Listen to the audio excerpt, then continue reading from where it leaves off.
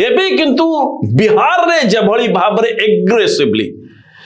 ये महागठबंधन और विरोधी मेली बढ़ुची यह दर्शाऊची कि भोट चोरी मुद्दा ये अठा लोकों को धरुची और बांधुची।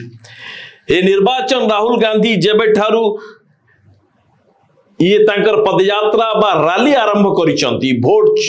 अधिकार रैली आरंभ करिसंती और से रैली रे जदी देखिबे जो तेजस्वी यादव राहुल गांधी सहित अखिलेश यादव मिसले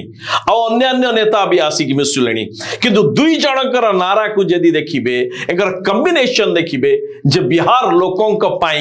जभली कि विरोधी आगुरु मोदी को काउंटर करिबार व्यस्त रही जाउतला, अमित शाह को काउंटर करिबार व्यस्त रहउतला, भारतीय जनता पार्टी रो सोशल विंग बा तांकर हैशटैग कैंपेन बा वायरल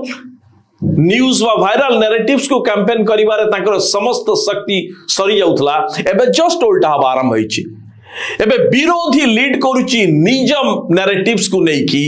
आ मोदी शाह को पाई एबे चैलेंज होउची जे विरोधी राहुल गांधी तेजस्वी अखिलेश कर ये नैरेटिव्स को किभली भाबरे ये काउंटर करिबे आ गोटे नुआ नैरेटिव्स देबे।